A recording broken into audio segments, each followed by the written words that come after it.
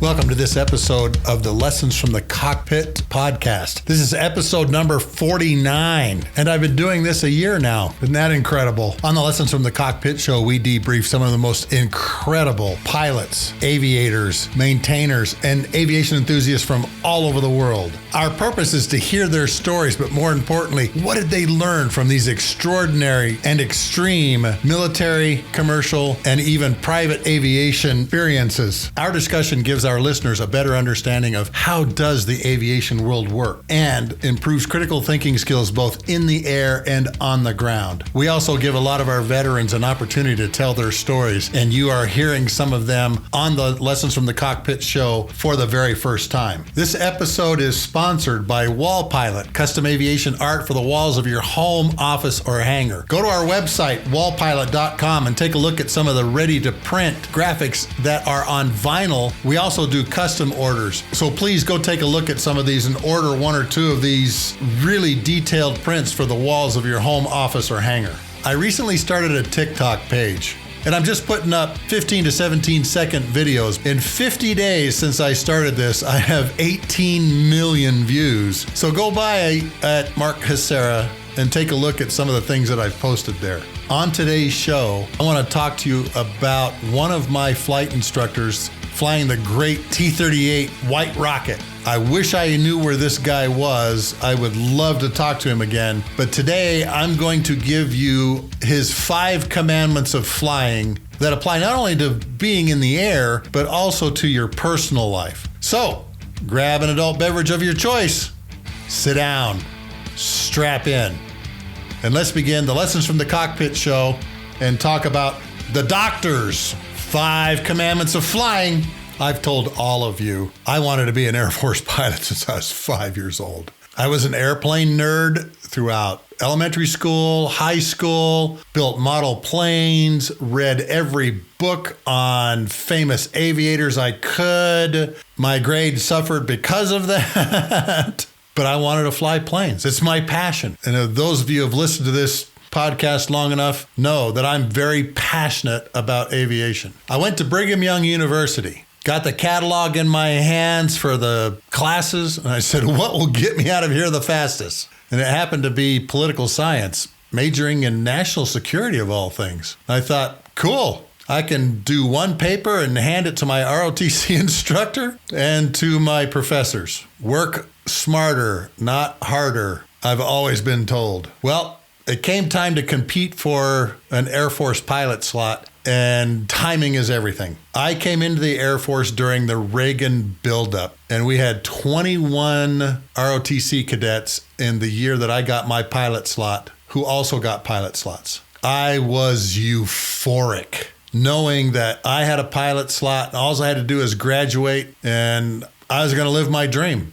I got my assignment for pilot training to Vance Air Force Base in Enid, Oklahoma. Now, if there's one thing about Oklahoma and Enid is it's flat. Stand on a tuna can and see Chicago. But one of the other cool things about flying there was the way the farms were all laid out. You had like a perfect grid underneath you, which was great for pilot training. And the other thing was you saw all 4 seasons. Spring, summer, winter, fall. You got to fly in all 4 seasons. I was excited to go to Enid and Vance Air Force Base and learn how to fly. I showed up at Vance Air Force Base in April of 1984, just excited as heck to be there. Watching T-37 tweets taking off, T-38s taking off on the outside runway, smelling jet fumes, hearing the noise. I was so happy to be starting my dream, and I ran into a brick wall. I struggled through T-37s. I almost didn't make it through T-37s, the primary phase of instruction. Here I'd wanted to be a pilot all this time. I actually went to an 88 ride, which is an evaluation of can this person make it through. Fortunately,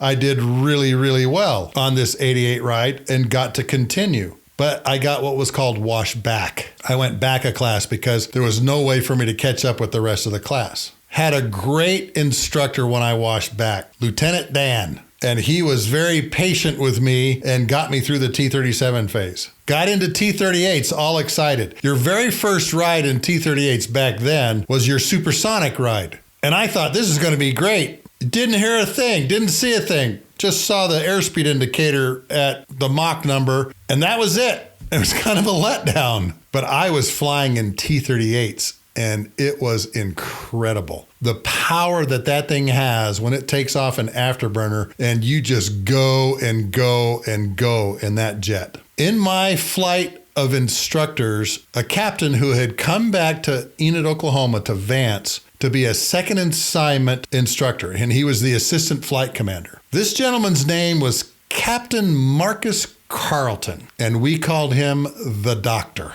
He got the nickname the Doctor because if there was a student that was having trouble, like I was, he could pretty much tune you up and get you going on the program. He was an incredible instructor. And all of us that went through Vance at that time period that were in my group of students still remember Captain Marcus Carlton. I wish I knew where he was. He went from Vance back to the bombers, and I understand he was in the B-2 community for a while, but I lost complete track of him in my Air Force career, and I wish I could find him. If there are some of you out there that know where retired Colonel Marcus Carlton, the Doctor, is, please email me and let me know, because I would love to have him on as a guest, because he was a real character too. He played hard when it was time to play hard, but he worked hard when it was time to work hard. I'll never forget at our assignment night, we all came into the club, and of course, a lot of people were very happy with their assignments. I was kind of happy with mine. I didn't know where Pease Air Force Base was. And Marcus Carlton, the Doctor, came up to me with a Coors box on his head with holes in the box so that he could see where he was going, what he was doing. This is the kind of guy he was. And he asked me, he says, well, what do you think about your new assignment? I said, well, I think it's good, you know. He goes, what do you mean you think it's good? And I said, Captain Carlton, I put Pease down simply because it was on the East Coast near a beach. They told me I had to have an East Coast base, and that's the one I put down. And he told me something. He got really serious, and he looked at me like, you moron. Do you have any idea where you're going? And I go, no, I really don't. Pease Air Force Base. It's on the East Coast near a beach. It's got a tanker squadron and an FB-111 squadron. And he said to me, I would kill or sell one of my kids to go to Pease Air Force Base and be part of the FB-111 program there. And I said, are you serious? He goes, I am dead serious. Sluggo, you're going to a great assignment. 50 minutes north of Boston, 2 squadrons of FB-111s, tankers. You're going to love being there. He said, are you a seafood eater? No, I'm not. He goes, you're going to learn because there's lobster up there like you can't believe. You have a great assignment. And he congratulated me on being selected to go to Pease Air Force Base in KC-135. And sure enough, folks, when I got up there, Pease was a fantastic assignment. Every third week we were on nuclear alert. You could pretty much plan your schedule by that. We had great off-station training events that we could actually put paperwork in, take a KC-135 anywhere in the United States and the Caribbean and go train for a week, refueling FB-111s or B-52s or fighters or whatever.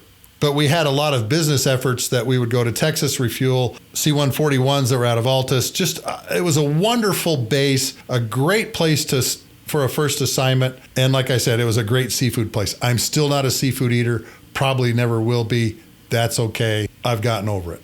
I'll never forget flying with him because I always learned something, even on rides that I failed. At least I came away with the right tools to fix what was wrong because I was flying with the Doctor, as we called him.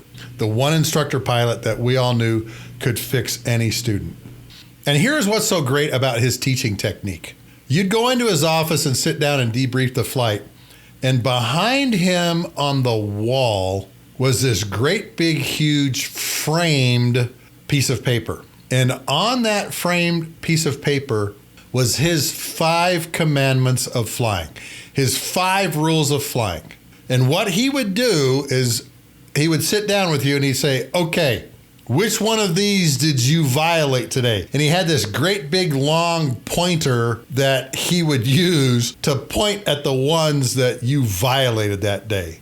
And I can still picture sitting in a chair across from him and him saying, okay, which ones did you violate? On the other hand, too, he would say, which one of these did you do really, really good today in? And that's how he would debrief. But you know what? Through my entire Air Force career, I have never forgot those 5 rules of flying that Captain Marcus Carlton, the doctor, had on his wall framed behind him. And here's what those 5 rules are. And I'm going to give you some stories of how we use these things and also kind of relate them to and some of the experience I've had in my personal life where these things have applied. At the top of his list, the very first rule was only 3 words. Fly the jet. And that was the one area most students busted a ride in or failed a ride. You'd get a little pink sheet of paper that would go in your grade book if you busted a ride. Fly the jet. Obviously, this is a very big category because there's lots of things that you can do where you can violate that rule of not flying the jet. And I'll give you an example.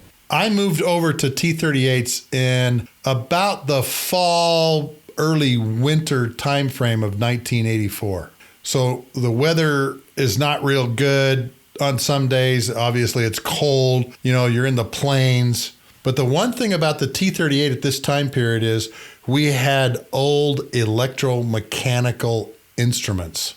We didn't have the multifunction displays like you see in cockpits now that are incredible situational awareness builders that have all of the airports and all of the boundaries, shows the flight path of the airplane, has all the information about altitude, airspeed, heading, drift angle, all of that.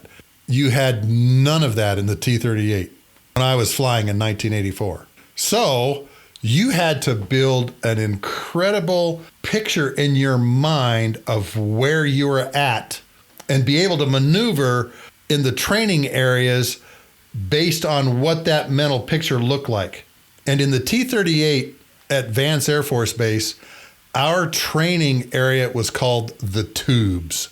The tubes were defined by compass radials off of the Vance TACAN and DME, distance measuring equipment. So what ended up happening was you had a semicircle at, say, 40 miles and another one, say, at 70 miles. And each one of the tubes was broken into sections by a particular electronic radial off of the Vortac. And you moved through the tubes and you only had a certain amount of time that you could stay inside a certain section of the tubes, and then you had to move because there was more students coming in behind you. So you were constantly moving through this tubular area with these walls that were radials and distance from the Vance Vortac. The other boundaries were obviously altitude.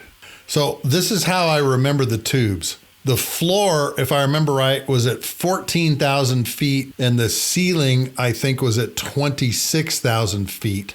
The east wall was, if I remember right, at about 40 DME.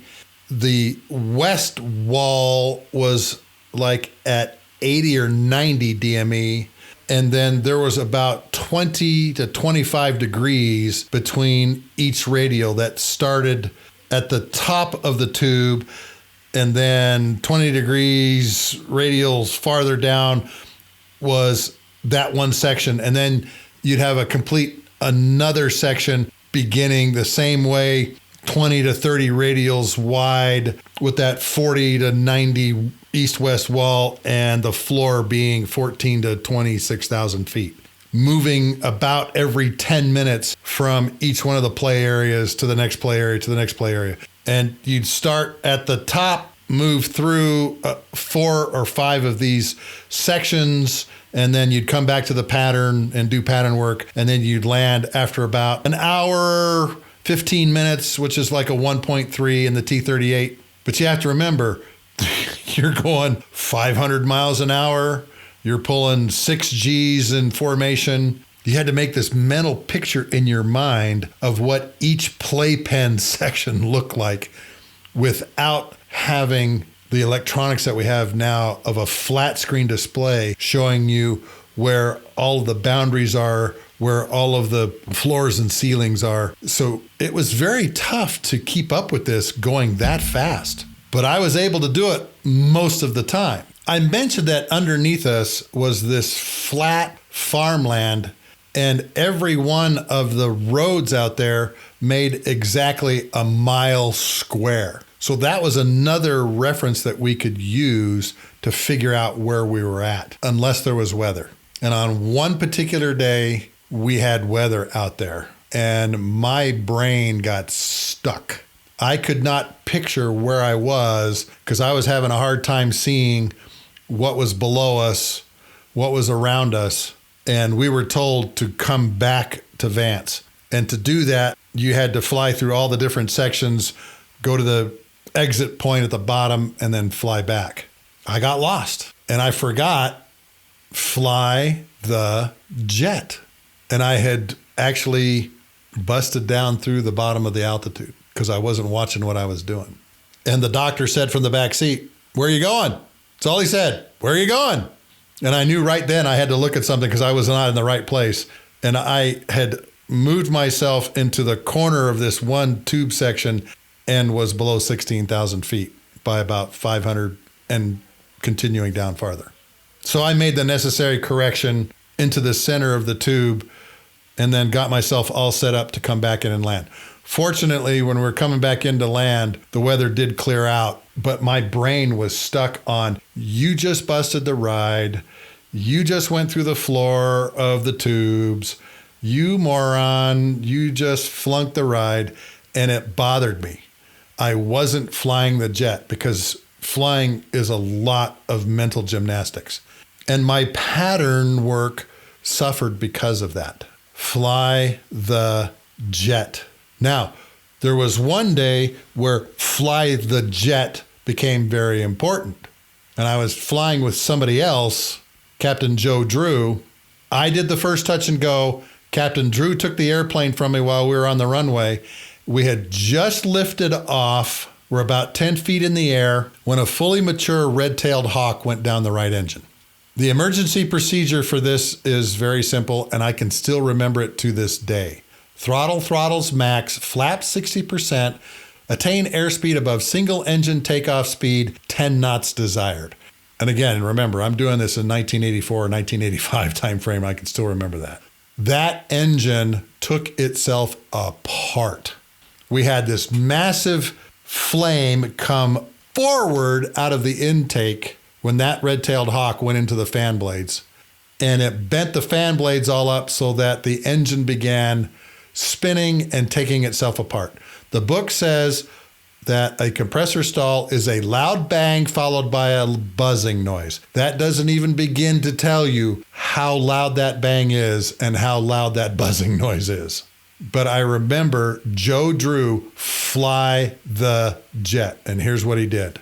Put both throttles up into afterburner, which pours a whole lot of gas into the good engine, and you get airspeed really quick. The problem is this 10 knots desired single engine takeoff speed increase. And the reason that's in the books is because when the gear come down, the inboard gear doors come down, and we could feel the airplane slow. And I'll never forget Captain Drew going, "Go, baby, go, baby, go, baby." And once the inboard gear doors came up and the airplane was clean, it took off like a rocket again. But we had a lot to do in the airplane. And he gave me the airplane to fly while he went through all the checklists, because now it's two pilots trying to get the airplane on the ground. You're working to save the airplane. And yes, we read through the ejection checklist in case the other engine conked out, because you cannot land a T-38 without at least one engine going. The hydraulic power required to drive the flight controls requires at least one engine. You cannot dead stick a T-38. And now you're very concentrated on flying the airplane around the pattern, watching altitude, airspeed, working the checklists, and getting ready to land the airplane on the center runway, which we did. He did the landing from the back seat. We came off the end of the runway, immediately looked out at the fire guys waiting for us. And it's hot. So both of us reached over to our right side of our helmets and flipped down the oxygen mask bayonets. And our oxygen mask fell from our face. That was a big mistake. We both grabbed our oxygen masks and went, oh, and we're just breathing really hard. And he was saying from the back seat, man, that's a nasty smell. Man, that's a nasty smell, because we burned that hawk up in the right engine, which ran the air conditioning system, which put a sour smell inside the cockpit. And the fire marshal was outside and saw both of us with our hands up to our face. He goes, are you guys okay? Are you guys okay? He says, yeah, we're okay, but man, this stinks. Can we bring the canopies up? He goes, yeah, sure. And he cleared everybody out from underneath the airplane. And we brought the canopies up and then just put our hands up on the windscreens and on the canopies so that the fire guys knew we weren't touching anything inside the airplane that would activate like the flaps or the gear doors or anything and bonk them in the head. Fly the jet. What does fly the jet mean in your personal life? Like this emergency, we all go through very hard times. One of the hardest times my family went through, as you heard on a previous episode, was when my son had cancer. Jeffrey made 58 trips to the University of Iowa hospital in 2 months. But all the other stuff is still going on around you.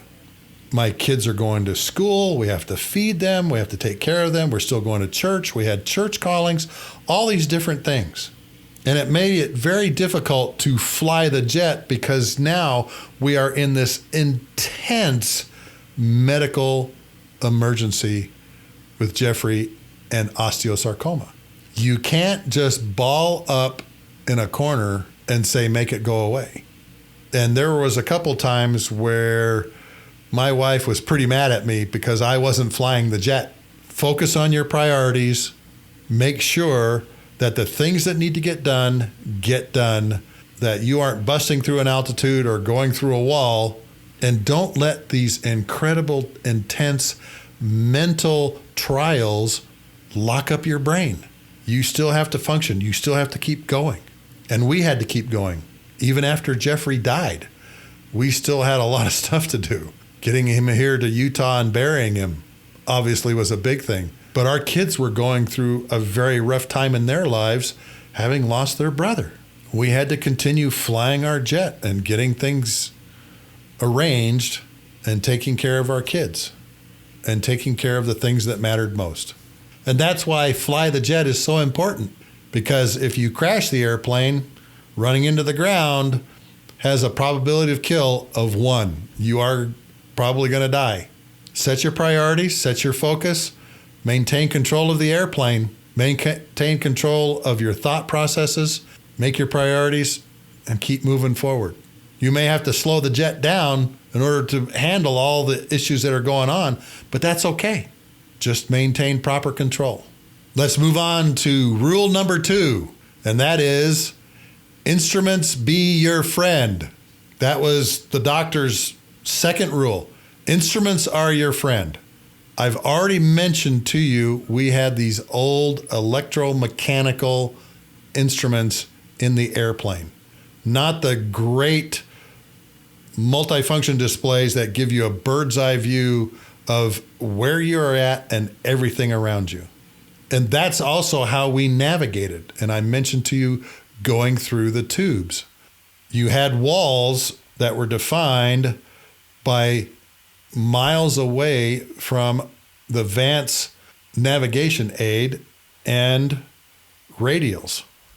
And what you would do is you would dial in the next wall radial into your horizontal situation indicator. so that as you move through it, you were coming up to a wall, and you looked at the distance measuring equipment and you knew how far east and west you could go. One night while flying in the T-38, one particular instrument became extremely important, and that was a hydraulic pressure gauge. And it's tiny. It's really small in the T-38. And it's one of those that you normally don't look at. You kind of brush by it. You look at all the engine instruments because that's your power. You look at all the navigation and attitude instruments because that tells you if you're right side up, upside down, and where you are in these training tubes. But the hydraulic pressure gauge is a small gauge that, if I remember right, is between your legs down around your knees. And we were flying at night, again, with the doctor in the back seat. And we both noticed that one hydraulic system was at a red line. I can't remember exactly what the pressure was, but your book knowledge told you in your operating limits that if the hydraulic pressure went over a certain PSI, it would heat up the hydraulic fluid and it would cause problems in the hydraulic flight controls. And that red line had been reached. And that meant that you possibly could lose your flight controls in an airplane capable of going 500 miles an hour. And it says in the books, land as soon as possible. And so sure enough, that pressure gauge stuck there. And we could feel the flight controls getting a little mushy, if I remember right. And we're flying this at night. So we had to declare an emergency and come back at night to Vance Air Force Base, which meant we had to do an instrument landing system, ILS, dial in the course that you're going to fly, watch the command bars as it brings you down on the ILS, telling you turn left, turn right, go up, go down, holding power, looking at all the gauges, but still looking at that one hydraulic pressure gauge to make sure that we continue to have pressure in the airplane. Because in the T-38 with no hydraulic pressure, you have to eject, get out of the plane, because you'll lose the flight control system. Instruments are your friend. And we had these old instruments that we were using back then. Now, current instruments. I used to work at Rockwell Collins, and the multifunction displays that we are putting in cockpits now are fabulous. You have an incredible bird's eye view of where you're at. And in some cases, on some airplanes, you have what's called enhanced vision systems that allow you to see down through bad weather when you're coming in for landing from 7 or 8 miles out from an infrared camera that actually projects that picture onto a piece of glass that's at eye level with the pilot, like a heads-up display. You also have a virtual reality map that is overlaid on some of these that show you exactly what the terrain looks like around you. I remember coming into Salt Lake on one of these MFDs, and it showed you exactly where I-15 was, where all the buildings were, where all the roads were. It was incredible. But when I went through pilot training, we didn't have that. We've gotten much smarter at giving pilots all the situational awareness that they need by creating wonderful multi-function displays that you see in the airplanes now. But when I went through pilot training, we didn't have that. And you really had to build this mental picture in your mind based on what your instruments, particularly your horizontal situation indicator, was telling you. Now, I will tell you the T-38 has gone through a complete avionics upgrade, and it now has these kinds of multifunction displays. But when I first learned how to fly, we didn't have those kinds of instruments. When Captain Carlton was saying to me, trust your instruments, what he was trying to tell me was, instruments are your friend. Look down at them, build the mental picture in your mind, and be able to navigate through it. It is so much easier now for pilots to to navigate anywhere in the world in almost any kind of a weather because of how far we've come with the instruments that we have in cockpits. So let me tell you how good the instruments are now. We had a simulator when I was working at Rockwell Collins, which was called a reconfigurable cockpit.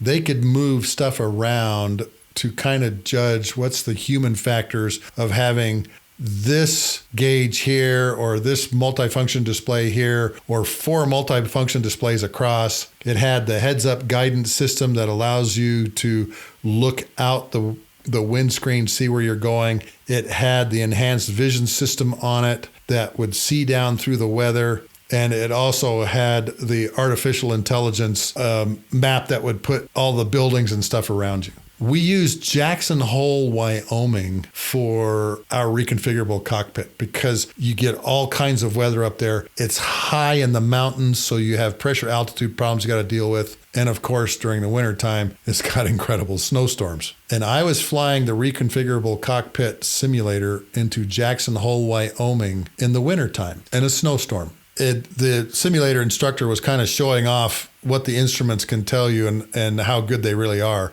by making it snow outside. When you are flying through snow to a runway and you've got the landing lights on, it looks just like you're making the jump to light speed in all the Star Wars movies. It can be very disorienting and it's really bright.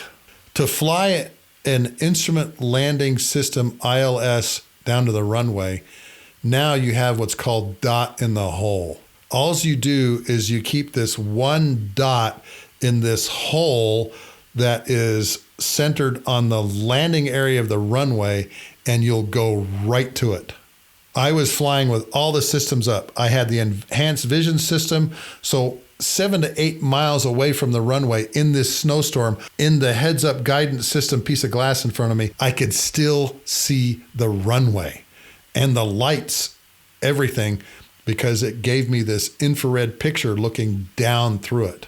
I also had all the terrain around me. I had a terrain avoidance system that would tell me if there was terrain around me or I was going too low or I was off course or off glide path.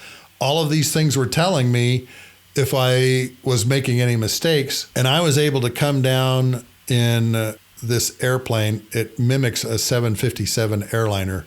Put the airplane right on the runway. And I did it manually. I didn't do it with the autopilot on. I did it flying the airplane manually because I had all of these tools that could tell me where I was course-wise or glide slope-wise or where my airspeed was and what was the terrain around me and showed me the runway out in front of me. It was really incredible. And I flew through most of my Air Force career without these kinds of tools in the cockpit. Trusting your instruments has changed a lot since I was flying with Captain Carlton with those old electromechanical compared to these MFDs we have now. And almost every airplane, even your little small Piper Cub, can have one of these things. Garmin makes all kinds of commercial off-the-shelf instruments that you can even put on an iPad, for crying out loud, now to help you navigate. Just real quick, I also want you to remember the very first podcast I did back a year ago was Aviate, Navigate, and Communicate. All of these rules, these 5 rules that the doctor has, all fit into those Aviate, Navigate, Communicate priorities. So I'll probably mention those as I go through here. But now I can navigate from Rota, Spain, across Iceland, across Greenland, across the Hudson Bay, land at Fairchild Air Force Base in Spokane, Washington. And I think our navigation systems were only off by 300 feet. When I first came into the KC-135 with these old electromechanical avionics instruments, it wasn't uncommon for us to land and our inertial navigation system would be off by 2 to 3 miles. Instruments have come a very long way. Now the new guidelines with reduced separation, there used to be 4,000 feet between 2 airplanes going east and west out over the ocean, and now it's only 2,000 feet because the instruments have gotten a lot better. You're only within a half mile of your center line, and you're only within 100 to 150 feet of your altitude because these new instruments are so good at what they do. Third rule of flying was trim is like breathing. Whenever you make a control input to the airplane, whether it be thrust or lateral, rudder, whatever, there is a way to trim that flight control surface so it stays in that position. And what that does, it takes a lot of this pressure off of the stick or the yoke in your hands. It is not uncommon for me to be in the pattern flying a KC-135 and I'm running the trim switch constantly. As I'm pulling back the power, I'm making trim inputs. As I put the flaps down, I'm trimming the airplane. I put the gear down, I'm trimming the airplane. I'm leveling off at my cruising altitude, I'm trimming the airplane so that the airplane flies straight. Sometimes that requires some rudder trim. I've actually flown a KC-135 where the yaw damper on the airplane was a little off and the nose would hunt about 2 degrees right or left. And we could look in the back of the airplane where we had like our suit bags hanging in the back, and you could see them swinging back and forth in the back of the airplane. Remember, KC-135 came out in the 1950s and 60s. It doesn't have all of these great fly-by-wire flight control systems. It's all cables and pulleys and everything that fly the airplane. And I remember no-fooling looking back in the back of the airplane because my boom operator said, "Hey, look at how bent this airplane is." And our suit bags were swinging back and forth because the airplane's nose was going back and forth. We never wanted to take the series yaw damper off, but we could put in just a little bit of trim that would help the airplane fly with a straight nose. But we were constantly trimming the elevator for different flight regimes, whether it be in the pattern or even on landing. On landing, I'd put in 2 to 4 dits of trim. Boom, boom, boom, boom, boom, boom, with some trim to keep the nose about 6 to 8 degrees above the horizon as the wheels would touch down. We would run the trim to a neutral position during the touch and goes as the airplane was on the runway, but as soon as we lifted off the nose, we'd start trimming again as we made configuration changes in the airplane from flaps 50 to flaps 20 to gear up, all those kinds of things. And all that does is take pressure off of the stick or the yoke. I'll tell you where this was really important. And that was when I was flying with the doctor in formation. Formation was absolutely the funnest block of instruction in the T-38 because you were doing wingtip formation like you see the Thunderbirds or the Blue Angels at an air show. We were flying close trail. We were flying extended trail. We were flying rejoins, doing all these things, and you were trimming the airplane like crazy. When you are flying in wingtip formation, you're only 3 feet away, 30-degree offset of the lead aircraft. And when you are pulling and putting G on the airplane, you're trimming. When lead starts rolling and you start rolling with them to maintain that position, you're using elevator trim and aileron trim to stay in position. You want to keep that stick light in your hand. And so you'd come back from formation missions in the T-38 and your thumb muscles were sore because you were just trimming like crazy. And again, in the pattern, you're doing the same thing. Any configuration change required trimming the airplane. And that's why Captain Carlton said, trim is like breathing. When you take a breath, you trim. You take another breath, you trim the airplane. You put the wheels down, trim the airplane. Flaps down, trim the airplane. Thrust reduction, trim the airplane. Thrust increase, trim the airplane. You are constantly trimming the airplane and to keep the pressure off of the stick and the yoke. Every one of us has a lot of pressure on us right now. There's a lot of things going on in the economy, in our personal lives. Just world politics is just going crazy right now. And folks, I want you to remember to trim. Take some time off to go see a movie. You can't stay in this intense environment without going nuts. You have to change your scenery every once in a while. You have to slow down every once in a while. And again, that requires some trim inputs. Sometimes that venting required food, okay? We've all had situations where we had to go out and get some comfort food, and that's trimming the jet. I love French fries, particularly from Five Guys. That's trimming my jet every once in a while to go out and have some Five Guys French fries. But don't stay in this intense environment for very long, and trim out all of those stick pressures in your life. If you owe taxes, go pay them off or figure out how to do it. 85% of the decisions that you make should probably be made immediately just to get it out of the way. Trim your aircraft, trim your life, folks. Take all of these intense pressures and kind of move them to the side for a few minutes. That is what trimming is all about in your personal life, in my opinion. Number 4. This one's kind of funny, but believe me, it has a lot to do both in the airplane and with our personal lives. And rule number 4 is radio calls do not generate lift. And what the good doctor means by this, don't make a radio call when you need to be flying the jet and concentrating on an emergency. Remember, I told you the rules. Aviate, navigate, communicate. Communicate's last for a reason. Problem is, we are all social animals and we want to talk. We like to talk. And there were so many times when I was making a radio call when I should have been concentrating on something in the airplane like my altitude or my airspeed, but I chose to talk instead. Radio calls do not generate lift. They do not keep the airplane in the air. They do not keep it moving forward. They do not put lift under the wings. It's a matter of priorities. Aviate and navigate are your first priorities.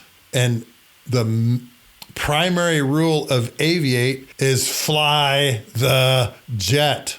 Make sure you're going the right direction, the right altitude, the right airspeed, and dealing with, oh, I've got an engine conking out because I just ate a red-tailed hawk. Get the airplane up away from the ground, clean the airplane up, do all the checklist items, and once you've got all that done, then make the radio call. We had what was called a runway supervisory unit that was next to the landing area of the runway that always had 1 or 2 instructor pilots and 1 or 2 students. Once you were in the pattern, the runway supervisory unit, or the RSU, basically was the control tower for the runway. When we sucked that hawk down, of course, it made huge flames out the front and out the back.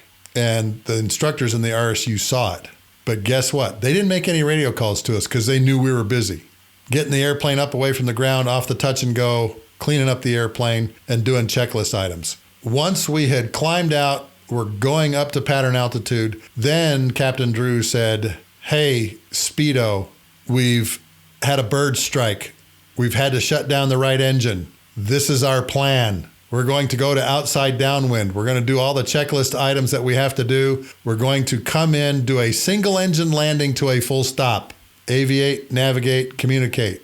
Telling Speedo that we had just ingested a bird right after we had done it was not a priority, nor was it appropriate. That is why the 3 words that help any aviator get out of a sticky situation, communication is last. Fly the jet back to a place where you can put the wheels on the ground, tell everybody what your plan is. Now, I can relate this to my personal life, and I've talked about this in a previous episode, is God gave you 2 ears and 1 mouth for a reason. We tend to talk too much and listen too little, when our priority needs to be the other way around. Listen first, then talk. and it's about priorities. Radio calls don't generate lift. A lot of times, talking isn't putting lift under your wings or improving your position for that matter. We have all been at a dinner table where one person has demonstratively captured the conversation around the dinner table. We just recently had Thanksgiving, and I'm sure many of you went through this or experienced this. Somebody talking too much and listening too little. We gain so much more information in our lives if we listen with our two ears first, talk with our one mouth later. Now for the last of the 5 rules of flying from Captain Marcus Carlton, the doctor. And this is a good one too. Rule number 5, above all else, sound cool on the radio. And I remember exactly how he explained this. He said, you can be in the T-38 and your wings are ripping off. And I want you to mash that mic button and say, yeah, Speedo, my wings are coming off the airplane right now, so I'm going to go ahead and eject, and I'll see you guys on the ground when it's all over with. Talk to you soon. And only after you have let go of that mic button are you allowed to scream. What the doctor was trying to tell us was talk with confidence. When you mash that mic button, you talk explicitly and with confidence, and you don't mix your words. And more importantly, think about what you're going to say first.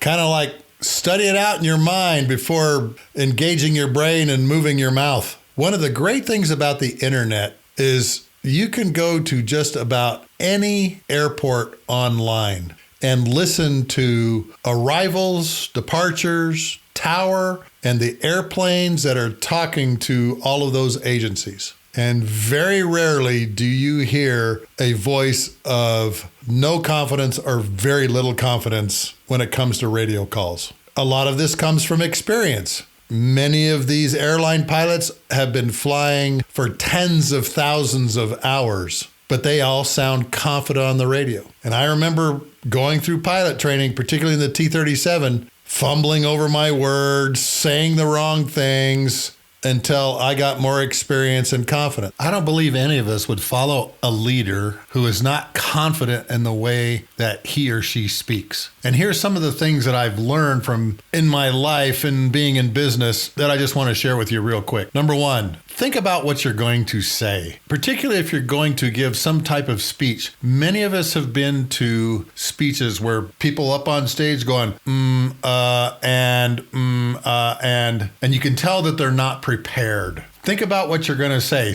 Take some time to go over it in your mind before you say it. As I said, engage brain before moving mouth. Second lesson learned, make it short and concise. As all of you know, in the military and in the aviation world, we really do have a language all of our own. And we talk in very short, very concise, using specific words very unique to aviation, but that's how we keep the conversation short and concise. I would also add in there, constructive. Make it constructive, short, concise, and constructive. There is too much negative talk in the world today. Too much negative news, negative emotions, negative feelings. Be constructive when you're talking to other people. I think my last lesson learned from speaking and from being in business is mean what you say. Your words should be filled with honesty and integrity in such a way that when people hear you make a promise, they know that they can trust you. They know that you will do what you say because you mean what you say. This is real important when you're talking in personal communications. I think this is even more important in our personal communications, one-on-one, two-on-one with people, in meaning what you say. We often don't want to upset anybody or offend anybody, and oftentimes they need to be told the truth. There have been many times where I've walked into a commander's office with some game plan in my hand and have told him, "You're not going to like what I have to say, but you've got to hear it, boss. Here goes." And that's all part of integrity and honesty. Give your commanders and your leaders the right information, but when you tell your boss, here's the what, here's the so what, here's the now what, that leader knows that he or she can come to you in any situation because you're going to give them the honest truth, whether they like it or not, whether it's bad or good, doesn't matter. You're not going to candy coat it. Mean what you say when you speak. These three concepts allow you to speak with confidence. And all of the great leaders that I have been around, both in command centers during the Shockanaw campaign to boardrooms at Rockwell Collins, appreciated speaking with confidence and employing those three concepts and elements when you are speaking. Well, folks, Captain Marcus Carlton, the doctor's 5 rules of flying. And just to recap what they are. Rule number 1, fly the jet. Rule number 2, instruments are your friend. Rule number 3, trim is like breathing. Rule number 4, radio calls do not generate lift. And rule number 5, above all else, sound cool on the radio. It's been 37 years since I was taught these concepts and these rules of flying. I've used them in the airplane, flying the KC-135 all over the world, but I've also used many of them in my personal life. And I am so grateful that I had a mentor like Captain Marcus Carlton, the doctor, to teach me these 5 rules and to mentor me through what was a pretty rocky pilot training experience. But I made it through, and I flew KC-135s, loved every minute of it. And I hope that you aviators will take these to heart and not only use them when you're flying your airplane, but also in your personal life. Thanks for downloading and listening to episode 49 of the Lessons from the Cockpit show. I am your host, Mark Hasera. This episode is brought to you and sponsored by Wall Pilot, custom aviation art for the walls of your home, office, or hangar. I have 127 ready to print 4, 6, 8-foot images on vinyl that you can peel off and stick to any flat surface. We've even found out, folks, that you can stick them on your vehicles and your boats. We have one guy that has some of the patches that we've printed on his boat, of all things. These are very detailed prints of aircraft from World War II all the way up to 5th gen fighters, and we're working on helicopters right now. I'm doing a Sea King and an Apache for 2 customers right now. Please tell all your family and friends to download and listen to 49 episodes of the Lessons from the Cockpit show, which can be found on my website at markasera.com. On our show next week, I'm going to talk to you about some experiences I had with what we call time-sensitive targets, or TSTs. All of these require a lot of gas, and many of them were in the news on a worldwide basis within 5 minutes of them happening. So tune in next week to the Lessons from the Cockpit show when we talk about time-sensitive targeting and what it takes to plan these things and how lawyers fit into our kill chain cycle on the Lessons from the Cockpit show. Thanks again, folks, and we'll talk to you again next week.